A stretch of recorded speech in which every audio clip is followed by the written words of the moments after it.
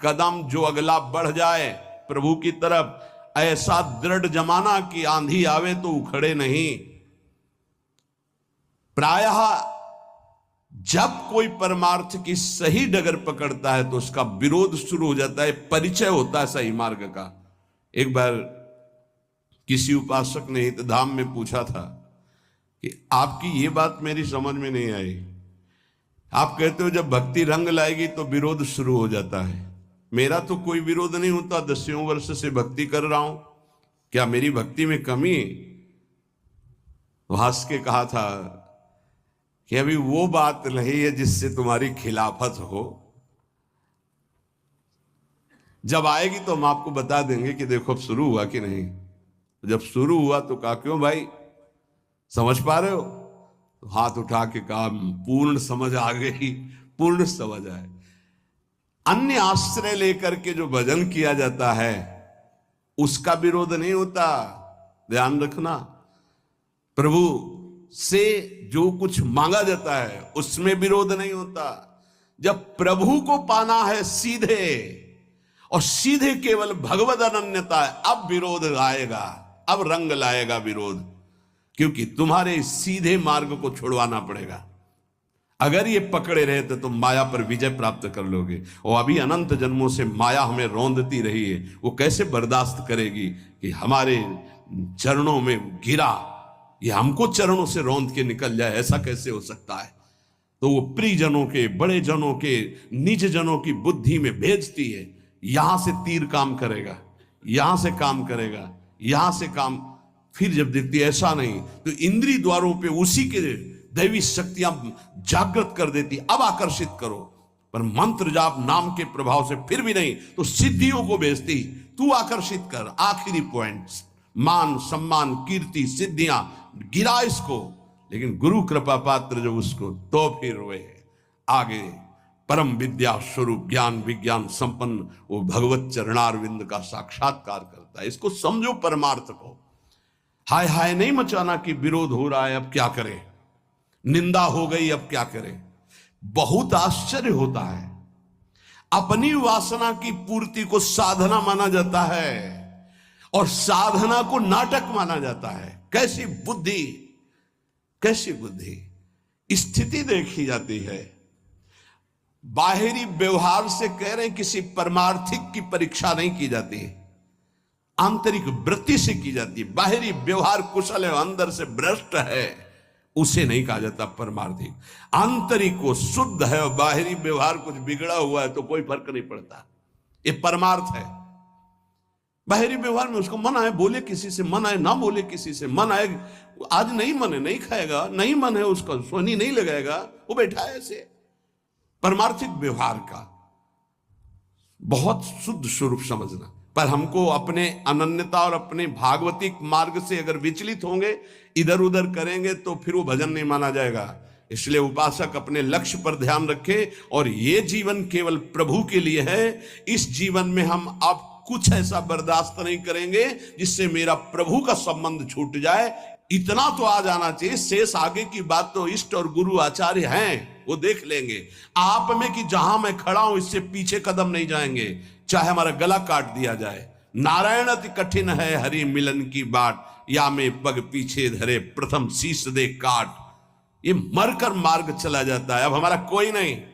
मतलब की बात है तो हम आपकी सेवा करते हैं, मतलब की बात नहीं तो तुम्हारा जो लगता हो उसे बोल दो, अभी एक क्षण में मैं अलग हूं। किसी का सहारा नहीं, श्री जी का सहारा है, वो मारे या तारे। अब हमें ये नहीं देखना कि हमारी व्यवस्था करती तो मेरी आराध्य दो, व्यवस्था नहीं करती तो आराध्य दो, नहीं। घोर अव्यवस्था में भी बोलेंगे महारानी जी की जय। घोर अपमान की स्थिति में मुझे ऐसी सामर्थ्य मिले कि मैं आपकी जय बोलूं।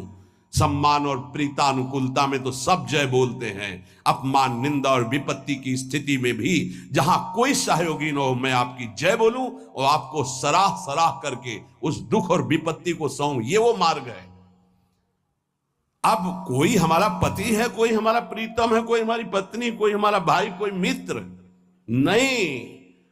नाते नेह राम के मनियत सुहृद सुसेव्य जहां लो, अंजन कहां आंख जो फूटे, इसका अर्थ समझो। वो संबंध क्या जो हमारी भक्ति को नष्ट कर दे। अंजन कहा आंख जो फूटे बहुत कहो कहा लो। इसलिए उपासक, ये जीवन की बाजी अनंत जन्मों से हारते चले आए, इस बार जीतने का नंबर आया है। पासा पलटने न पावे, अपने ही पक्ष में विजय होगी, क्योंकि लाडली जो अपने सहयोग में है, आचार्य अपने सहयोग में है। लेकिन आपकी भी कोई निष्ठा होनी चाहिए। एक होता है पेंदी का लोटा, एक होता है बिना पेंदी का लोटा। पेंदी का लोटा जहां रख दो वहां अपना स्थान बना लेता है, और बिना पेंदी का लोटा ढड़कता रहता है। उपासक बिना पेंदी का लोटा नहीं होना चाहिए, इधर से धक्का मारा उधर चला गया, उधर से धक्का मारा उधर चला गया। नहीं, अब वो ऐसी परिस्थिति है। ऐसा कर परिस्थिति को रॉन्ग करके अपनी स्थिति में रहना, इसी का नाम उपासना है। शब्द को याद करो, परिस्थितियों को रॉन्ग करके स्थिति में रहना, उसी तभी तो तुम्हारी बहादुरी है। परिस्थिति में डाउन हो गए, गिर गए, फिसल गए, परिस्थिति में रौंद दिए गए, तो फिर क्या है, फिर पढ़ाई करो।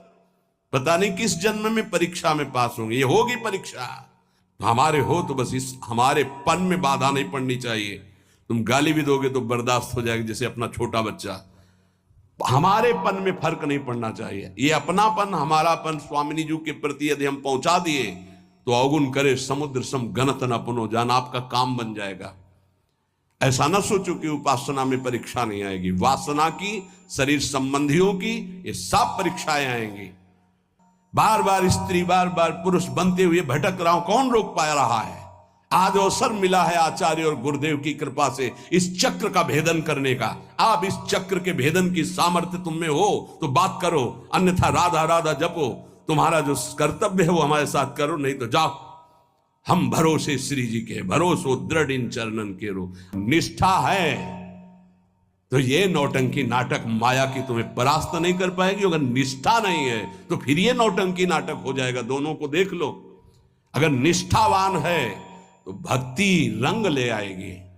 जितने भक्त चरित्र पढ़ते हो, क्यों पढ़ते हो? इसी बात के लिए पढ़ते कि हमारे आचार्य गुरुजन महापुरुष जन कैसे निष्ठा वाले थे, हमको वैसे ही चलना है। वाह वाह, चरित्र सुन के तालियां बजा दी, आनंदित हो गए, कितने महान भक्त। लेकिन आपका चरित्र क्या है? आपकी निष्ठा क्या है? प्रभु के प्रति आपका समर्पण क्या है? ये बहुत बात समझने की है।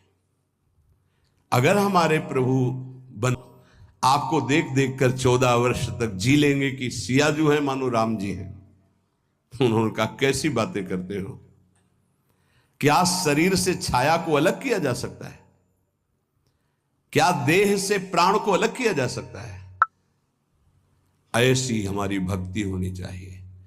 जुगल सरकार से हमारा जो संबंध है उस पर फर्क नहीं पड़ना चाहिए, उससे बढ़कर नहीं हो। जिन्होंने इस संबंध को स्वीकार नहीं किया वो पहुंच गए जहां थे उससे नीचे।